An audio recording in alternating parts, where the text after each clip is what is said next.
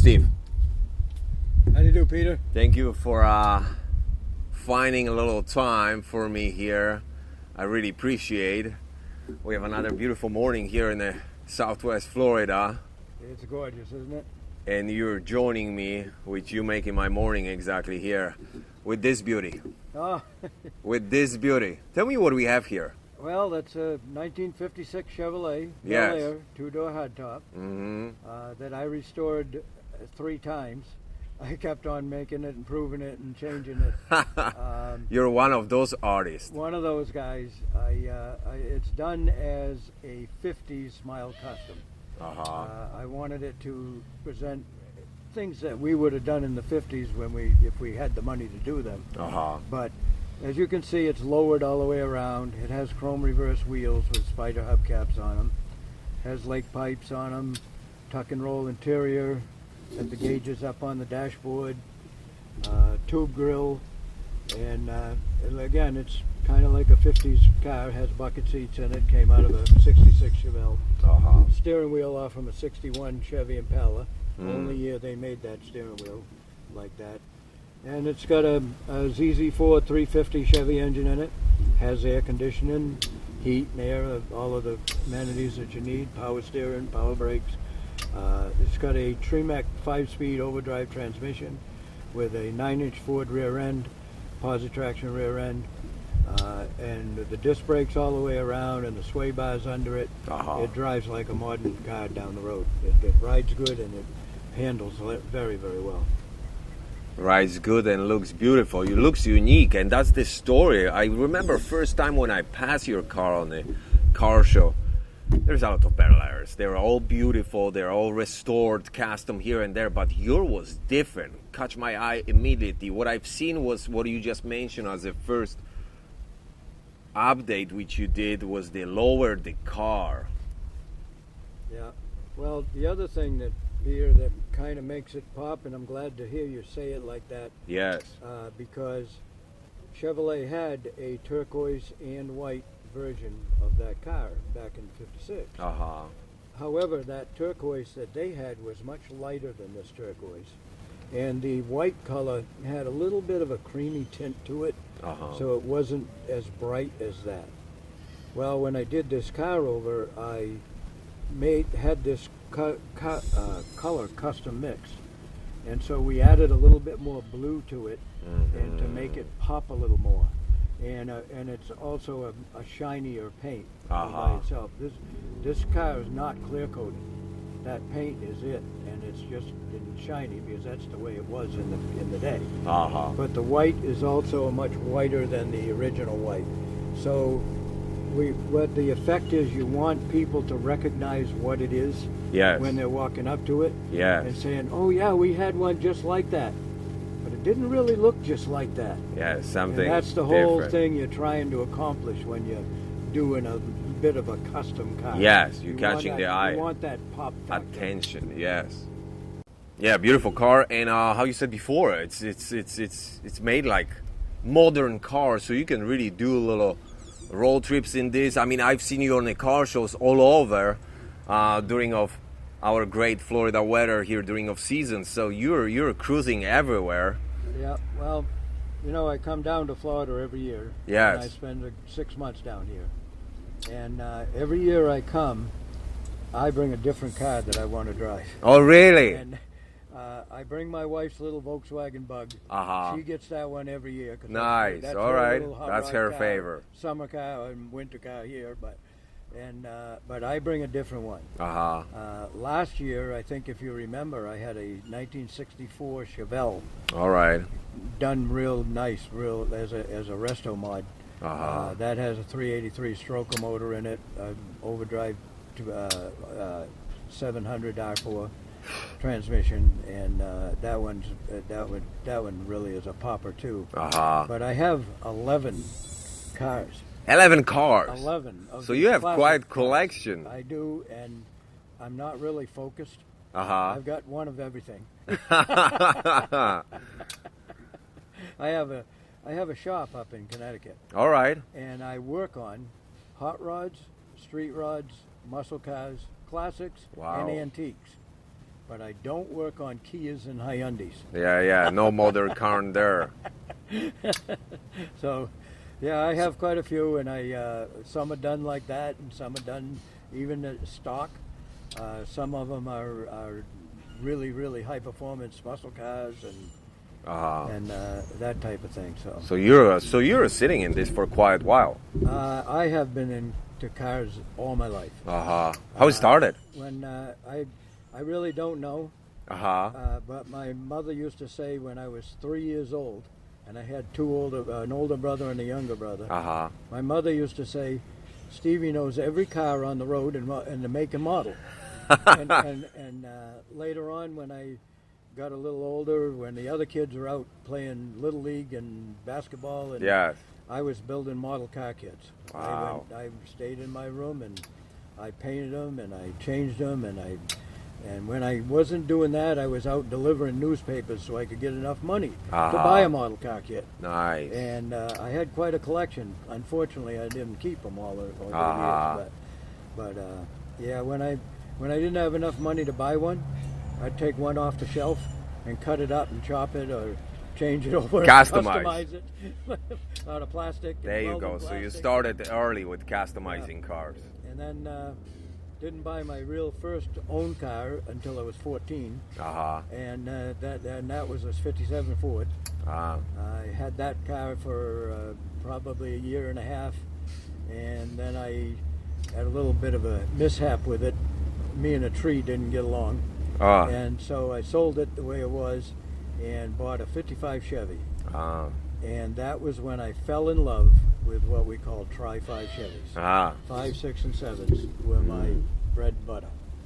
Yeah, so as I was saying, I bought this 55 Chevy, and it was a 2-door post car, and it had a 6-cylinder, 3-speed,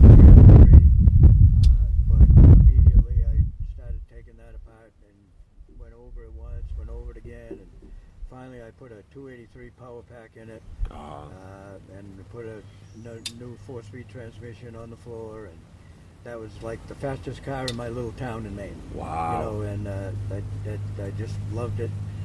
Since then, I've owned at least 20 Tri-5 cars, and I've done some 100-point restorations on them, 57 convertibles and 56 5s and whatnot. And I just love them. And to this day, I have a 55 post car that's almost done up in my shop in Connecticut. And that's got a brand new Art Morrison chassis under it with a 502 big block, all decked out, all chromed out. Almost looks like something Bob Phelps would have built. But Bob Phelps does nothing but LS. That's LS Bob. But, we know him. Yeah, I love Tri-5s, but I'm not focused. I got them all. My other signature car that I love so much is one I built back in the late 80s. Yes. And it's a 34 Chevy Street Rod, chop roof, 3-window coupe. It has a blown 350 in it. Wow. With a 9-inch Ford rear that's narrowed, and it's pro-streeted in the rear, so the tires are 2 feet wide apiece. And that car, I've got 35,000 miles on that car driving it. Wow. And it's a hot rod. It's a hot rod. In today's age, driving it's not so fun for long distance anymore. But it sure is fun to drive it when you're doing it. But it could. Yeah. And that's the story with you. I mean, you're building those cars to be driven, and they can do those miles. Yeah. So. Yeah, and on top of that, if I go up the line, the next car I would be considered my street rod is a 38 Chevy Business Coupe, which you probably will see down here this coming year. Looking for. In 26. It's root beer brown. It's got a 350 Chevy engine, and an automatic, overdrive automatic, and it's got air, heat, and everything. And it's lowered all the way around. It's got Krager SS's on it. Real nice looking car. Then I go to a 46 Pontiac convertible.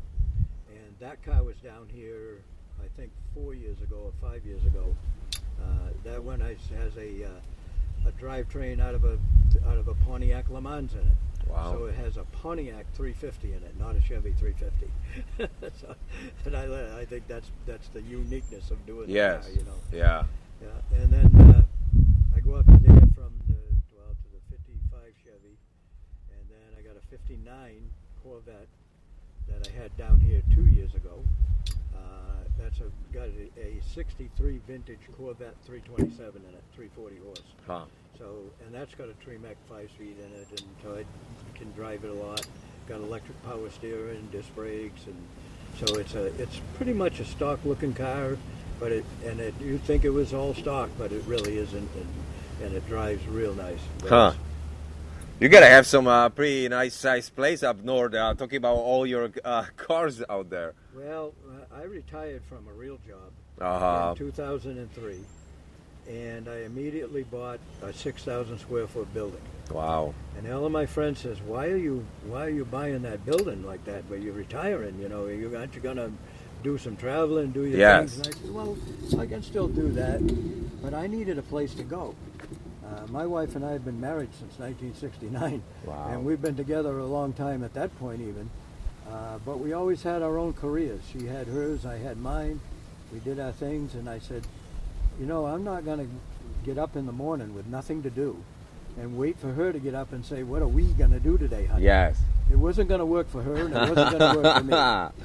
So I signed the paper on that building the month that I retired in '03. Wow. And so you're the guy with the plan. You had plan already. You know what's going to happen. Outfitted. I've got 5 4-post lifts in there with cars up and down. I've got, and over on the other side is a big office I built in there, and I have the 2-post lifts, and that's where I work. And I do a lot of work for customers as well. And that's amazing. So you're not slowing down even for a moment. You're just guy on the go. You know what happens when people slow down, don't it? Then you stop. Once you slow down, the next thing you do is stop. Yeah. That's not for me. Nah. I'm 76. Wow. And I'm still feeling.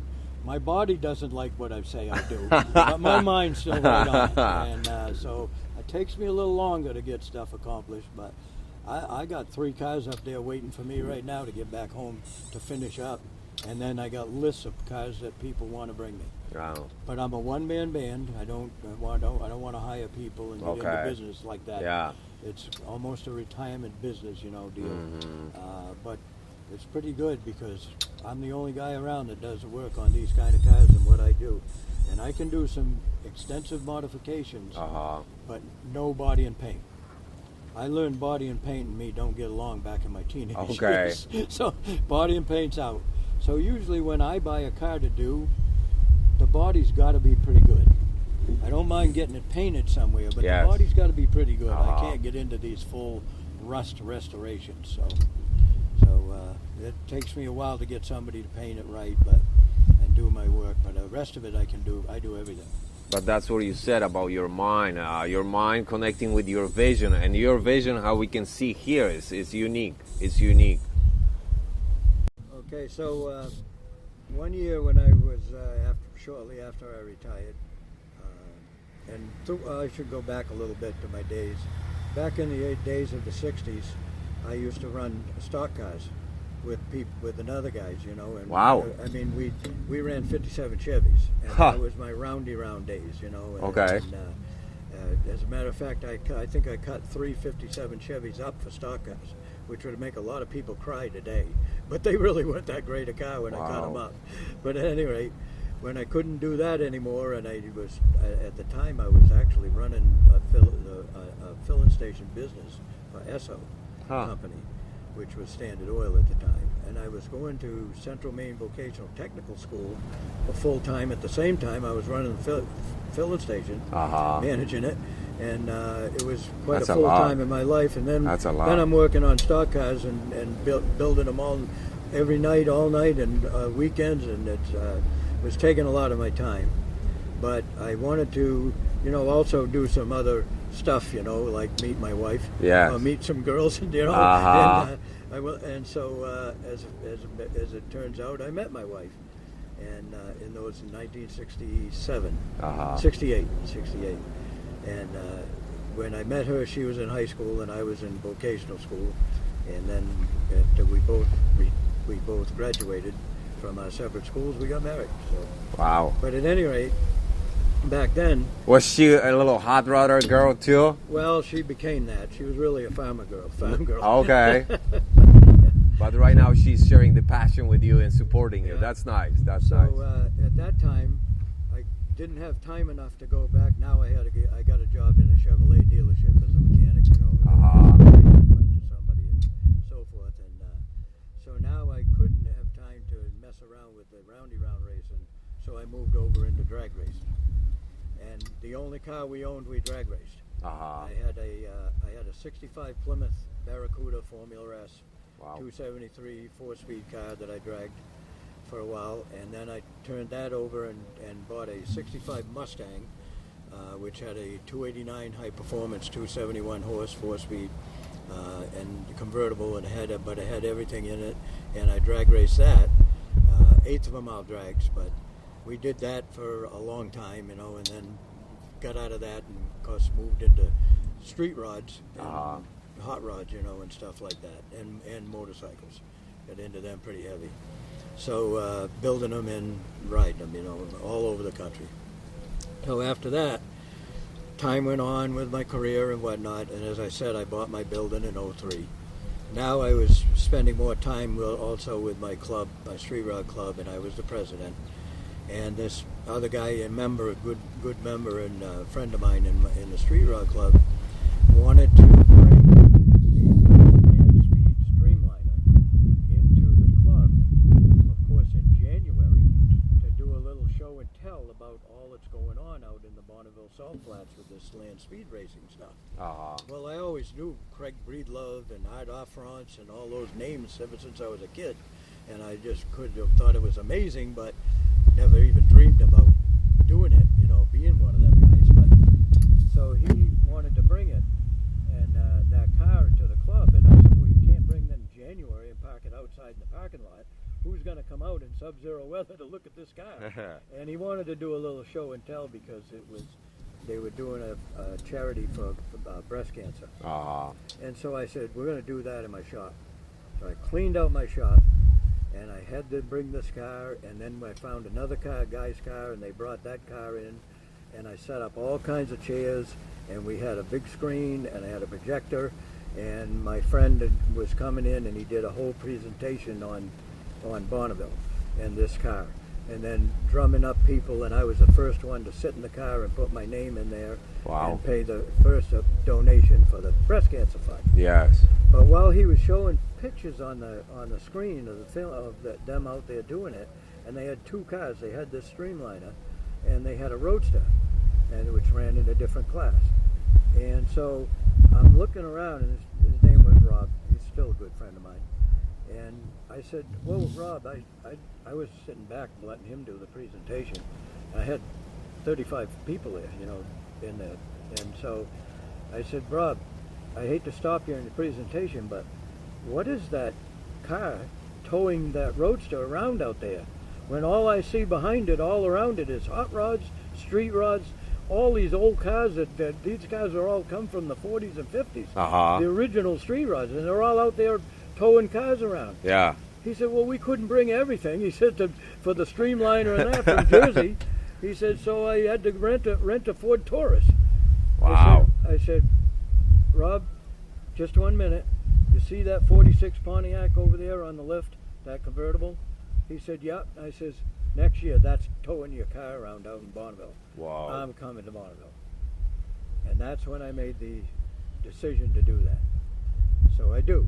I take it out. Actually, I took both my 34 coupe on one set deck in my stacker trailer, and I took the 46 Pontiac in the other deck. Because so we went to the Louisville Nationals, for the street rods, where I displayed my coupe, which is high-tech, billet aluminum car, you know, Yes. and all that. And then I put that back in the trailer, and then continued on to Bonneville for the next weekend to go out there. Well, out there, billet cars and stuff like that, that's not what's out there. Yeah. Everything out there is all nostalgic. The most custom stuff that was hand-built back in the 40s of these, you know, real teenagers building this stuff, and I call them seat of the pants engineers, and that's just what cars are out there in Bonneville. So that's where the 46 came in. So that was my car to drive around in, and now I was towing the Roadster back and forth when it raced and back to the pit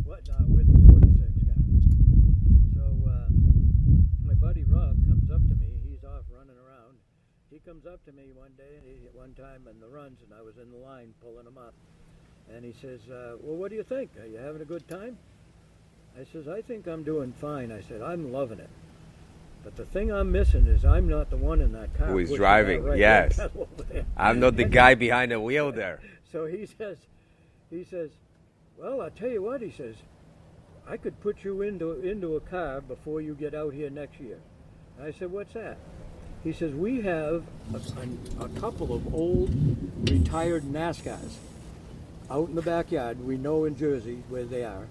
And a friend of mine owns them, and he's here racing his own car. He says, but that car could be bought for a little money.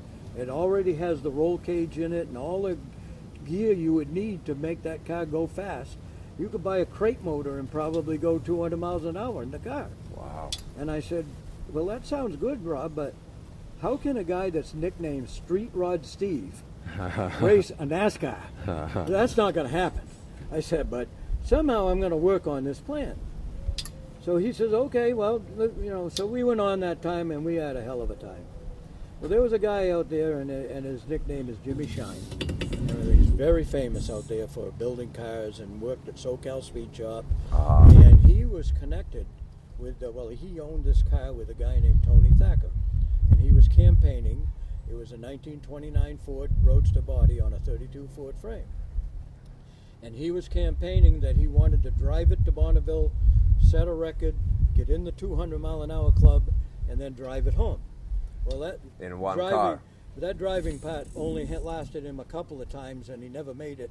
He always broke something and couldn't make it, But that particular year that I was out there, and I believe this year was in 2005, and I was out there with towing my friend's car out. His car, he went over 200 with the car. He finally got into the 2 car. Wow. Now it had to trailer it back and forth now because it went from a street car to a real race car. Yeah, that's the story. And I happened to know that it happened, so I was up in his pits in the glory, and everybody was, celebrating and doing it. So I got to meet him, and the car looked it over. I thought it was really cool.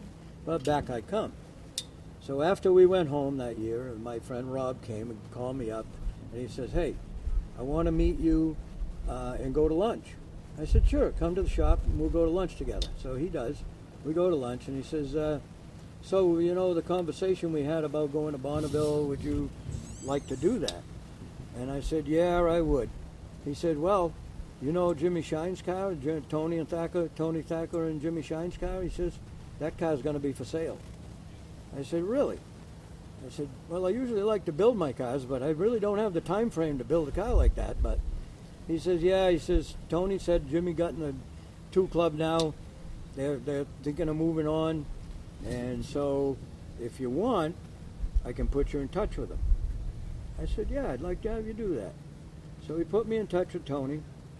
I got in talking with him, and we talked about this and that and a thing and a lot of things, and we came to an agreement that I think that I would consider buying that car. I had to do some other things, and convince my wife and other people that we should do this. So, but long story short, we did, and I got through with a lot of that. I went out to El Mirage in California and ran it with him, with Jimmy Shine. And I learned all about that car and what it was going to take to run it. 'Cause this thing was a real beast.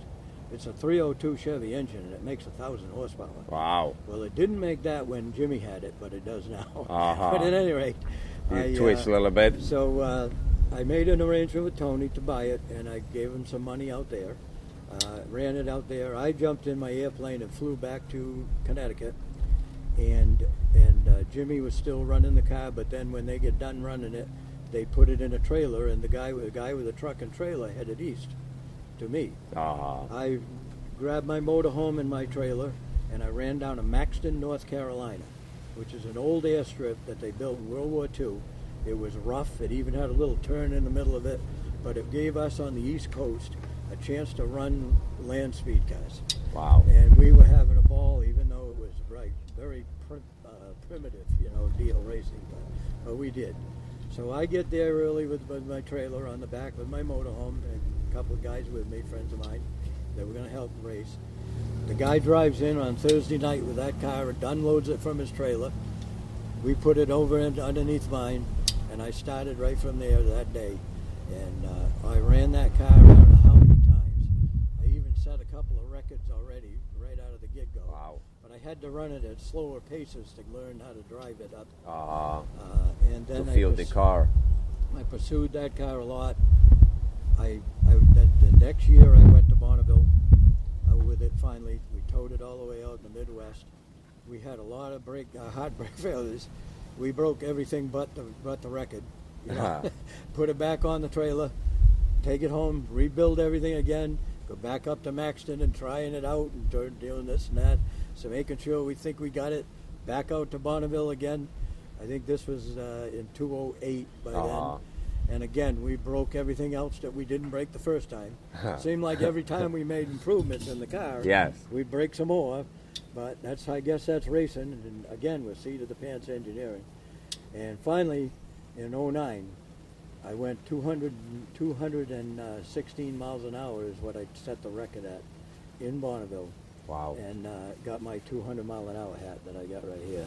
And that's what I was observing just. I'm like, that's pretty interesting. I hear that a little bit. I wasn't too much familiar, but yeah, so that's the famous hat. Well, to get that status, you have to break an existing record of somebody else's over 200 and make it yours. And then it has to be certified. So the car has to be certified. When you make a first run out there, you have to bring it back. If you were over the record then, now you're going to qualify. You go to impound on that day, and they certify the car again for class and everything that makes it going to go to back it up. Yes. The following morning, you back up that record. So my first attempt that put me in impound was 218 miles an hour. And the second attempt was 214 miles an hour. And so the two of them averaged to the 216, and that's where the record that was mine. The only difference, by the way, in the car in those two records was the wind. The wind was behind me on the 218 record, and it was dead in front of me at the same miles per hour when I ran the 214 record. So at any rate, now you can only get these once, and now after that I ran as fast as 226 out there with the car. So when we would come home and run in Maxton, and I never could get into the 2 Club in Maxton because I just couldn't get the car to go that fast in the 1 mile. But now it seemed like after we did it one time, we could do it again and again, and eventually I got the 2 Club in Maxton, and ran as fast as 209 in that 210 in Maxton. And then they opened up a track up in Limestone, Maine, which is way up at the tip of Maine, up in almost on the Canadian border. Really? And it used to be an old air sac base, so this is a real long runway that we ran up there. It's a 3-mile long runway. So we timed on the mile, but we also timed on the 1.5 miles. So now I got records up there at the fastest I went there was 219. Up there, and like I said, got in the 2 Club, and I got in the 2 Club at the 1 mile, at the 1 mile mark, and I got in the 2 Club at the 1.5 miles. So now I got 3 different hats in 2 Club records. So the track up in Maine is called the LTA, Loring Timing Association, because it was a Loring Air Force base when it was a SAC base. So, and ours down in Maxton was called the East Coast Timing Association, ECTA. Well, we had a little problem with the track down there, and so we had to move out of there, and we went to Wilmington, Ohio. And DHL was in this country then and trying to deliver packages, and they built a brand new runway in Wilmington, and then they left and went back to overseas, and so we had this brand new runway there. So that was still ECTA, but I was the second car into the 2 Club in that track. So now I had 4 200-mile-an-hour hats, and so I have the one in Limestone, the one in Wilmington, 2 of them in Maine, and Bonneville. So I had 5. there's more people that have climbed Mount Everest that can say they got 5 200-mile-an-hour hats. That's a fact. So it's kind of prestigious to have that. Yes. So that's kind of what my land speed is. But one more little quick trip to reminiscing back to Bonneville. When I actually got my 2 club member hat, that I made one run, I told you, that it put me into impound. Well, when you go out there, I run on a 5-mile track, but you get timed on at the 2-mile mark, 3-mile mark, 4-mile mark, and 5-mile mark. You can take any one of those times you want, but you got to back it up on the same area of real estate the next day. So whatever you decide, you got to back it up on the same. Right. Yeah. So that day, when I was going down that track, and I knew my car was going like nothing before. It was just screaming, and I'm looking down at the tack, and I know I'm way over the other, which was only 208. That record. I know I'm way over it. So I go by the 4-mile marker, and I decide I'm not going to run to the 5 because I might blow my engine again. So I pull the chute. Instead of usually I roll out of the fuel, and get it slowed down and then pull the chute. Well, in my panic, I pulled the chute, the car jumped, and I went into a spin at 218 miles an hour. Whoa. And I was going like this. And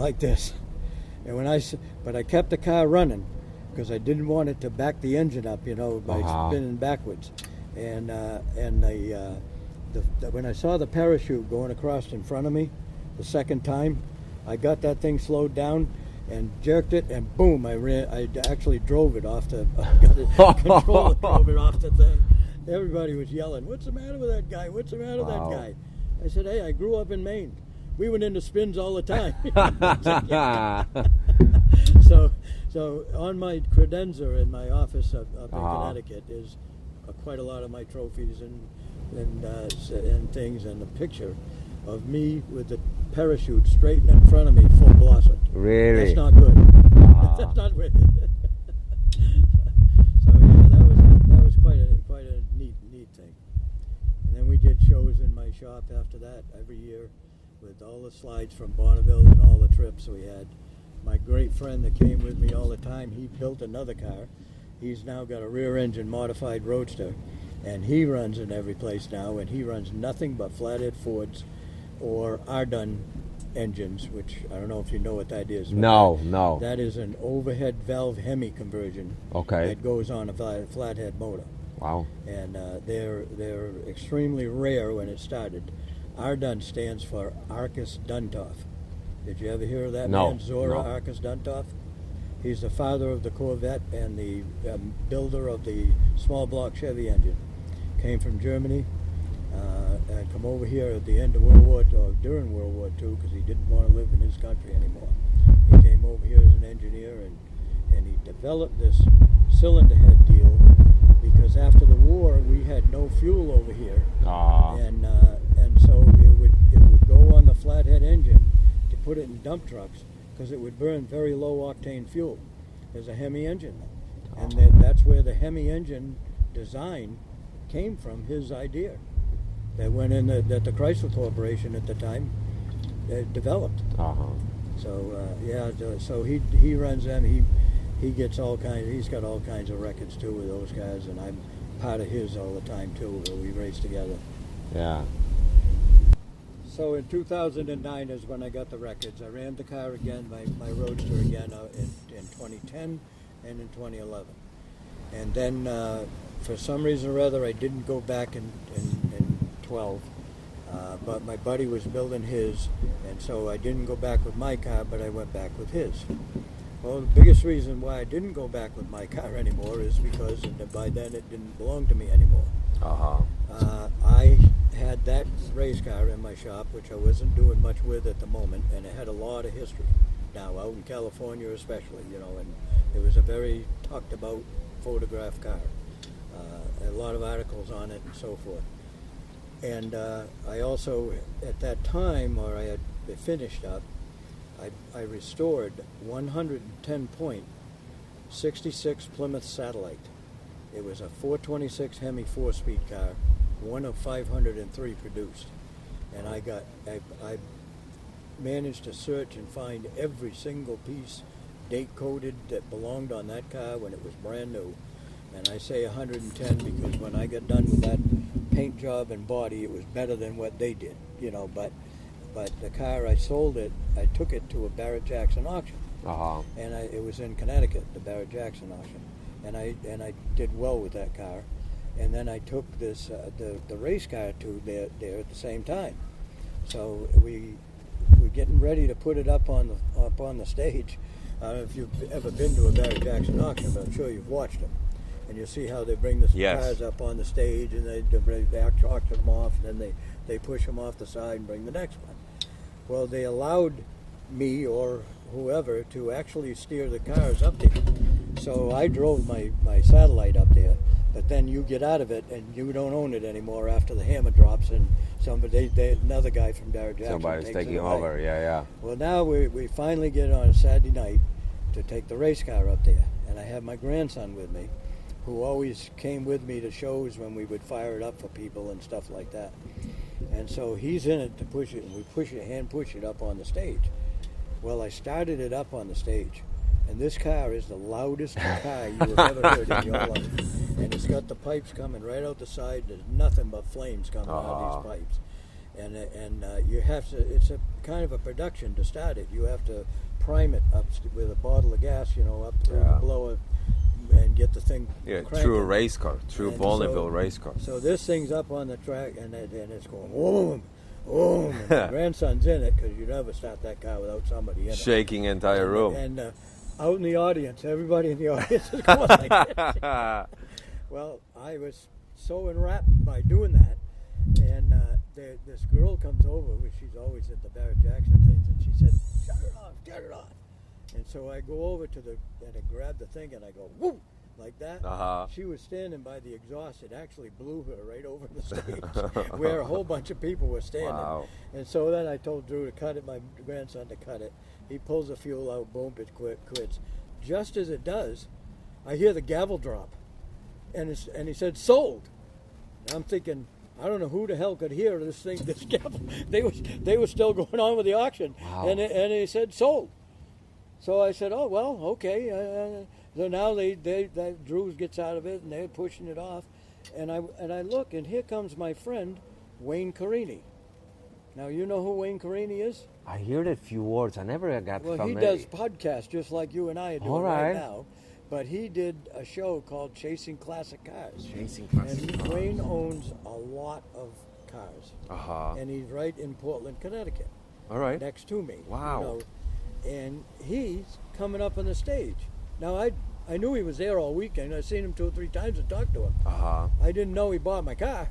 I said, Wayne, did you just buy my car? Yeah. He said, yeah. I said, couldn't have gone to a nicer guy. Yeah. We had all our pictures taken, you know. And that's nice. Yeah. Went in good hands. Went in good hands. In fact, I've been to his place many times with it and whatnot. And we took it back to Bonneville in 2022. We took it back to Bonneville. And his car.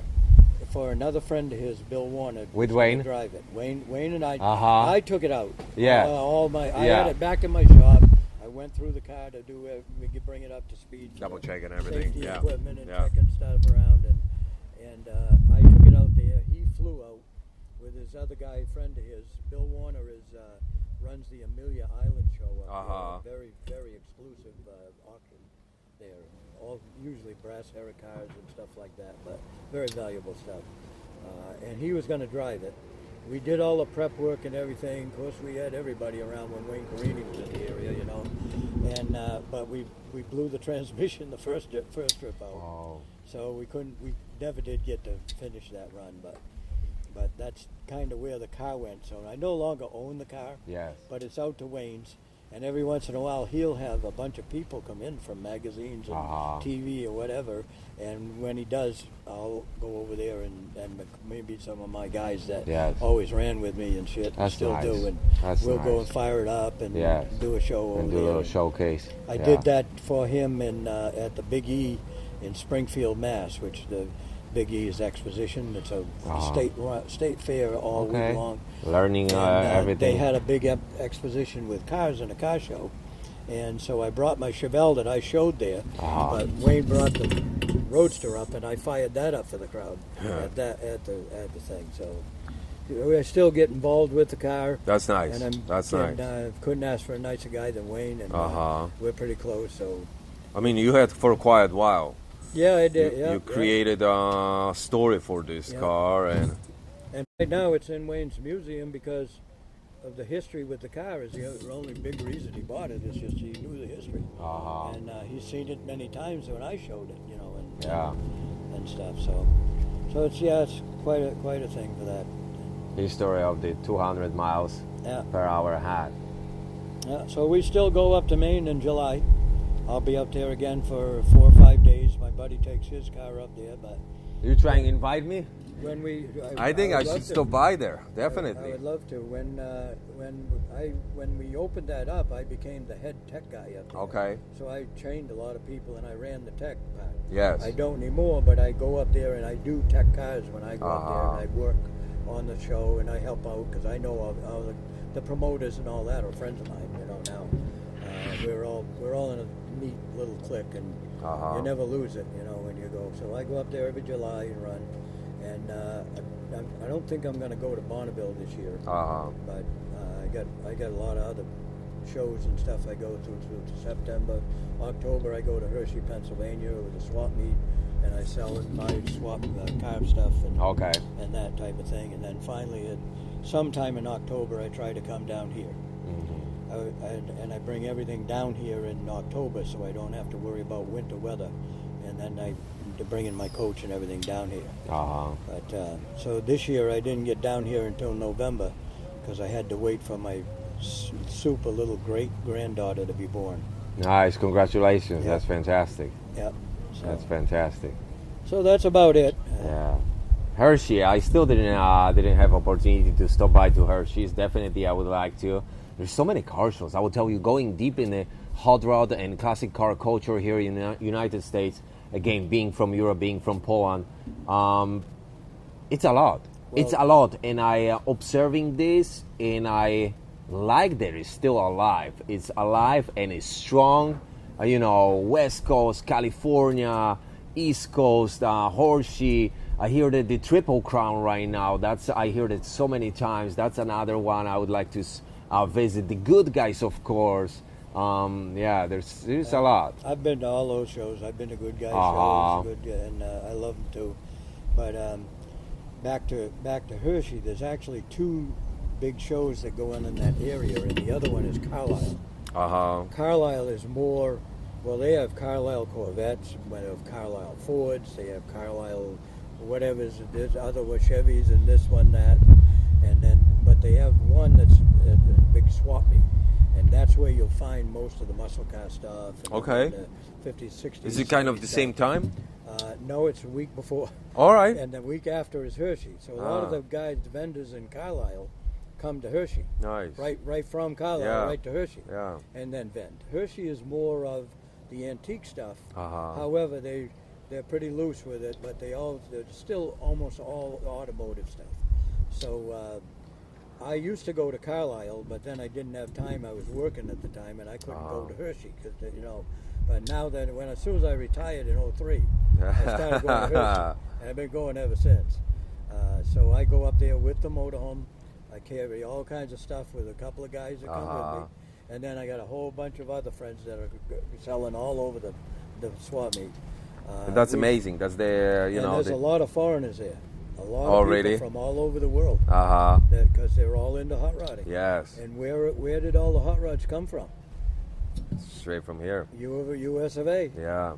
That's what is amazing. And I hear that a little bit, Germany, Poland, not before. Right now, I think maybe we are moving, and that's my idea here too. Not to share with everybody here around locals or growing teenagers. But mostly exactly with the European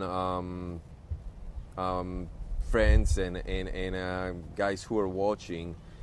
Scandinavia definitely, Norway, Sweden. I'm meeting exactly guys. I end up second time on the Turkey run exactly past year, and that's a great show. That's one of the biggest here in Florida, one of the biggest on the East Coast too. And I met some guys exactly, really car enthusiasts and hot rodders from Sweden. I remember Germany, definitely Holland. So definitely there is some passion there in Europe. It's big passion, I think. It's not so easy to purchase something here and transport there, especially over the past few years, the pandemic and everything else. The prices change, but there is passion. There also, you know, I went to Wildwood, New Jersey for the race of gentlemen. We have also Normandy races in France. So there is the opportunity, I think, to connect, and with the everything what we passing through the past few years, social media, YouTube, I think there is some opportunity to connect, and I think that's nice. That's nice to connect and invite them here, and we could go also there. It's not so easy, of course. You got to transport your car if would you like to do anything in Europe, and that's gonna take money. That's gonna take a month on a ferry, but to cruise your Chevy on the European roads, what do you think? A little France and Italy could be nice. Well, it so happens that I also have gone to tons of shows. Yes. Many of them in California. Uh-huh. I went to the Grand National Roadster Show for I don't know how many years, every year. Uh-huh. And that's where I knew Jimmy Shine and all these people Yes. out there. I have a lot of connections out there now because that's where the land speed stuff all come from. Yes. That's where hot rodding came from. Yes. And so I know lots of people. And now I have met people from Australia. And I know I got people that land speed and take their cars all the way to Australia. Wow. And race out down there. They have a big desert or salt flat or something that they race on. So you're like the old story of the fastest Indian straight from New Zealand. England, that motorcycle Yes. is in the NHRA museum forever, and I know that was a famous movie. Uh-huh. And it's true. Yes. It's a true story. Yes. I have it on a CD in there if you want. Me too. Me too. No, I love this one. I love this one. But I have people from England. A guy I'm on Facebook with all the time. He's been to my house and stayed at my house when he come over to the United States. Wow. And so I got people from all over. Nice. And Sweden, I met people from Sweden. Uh-huh. You're right. They have a tough time with fuel and all that, but they're all into Yes. our cars. With 32 Fords and T-buckets. Yes. And they're all into that, you know. And that's nice because we should keep them alive, and those cars, you know, 30, 40, 50, 80, 100 years later, they look great. They are driving great, and Yeah. So, it's a doable thing to get Poland in there. I don't know anybody from Poland. yeah, I know a lot of people. you know me right now. I know a lot of people from You Poland. know I me don't right know now. Car clubs. You know, Yes. deal, but, Yes. But yeah. With your help, definitely, we're gonna spread the word in Poland. Yeah. So, Peter, how would you like to take a ride in the Chevy? I'd like to take you for lunch. I'm in. All right. That will be All really right. special. Let's do it. Alrighty. Thank you, Steve. Thank you for your time. Let's have a ride.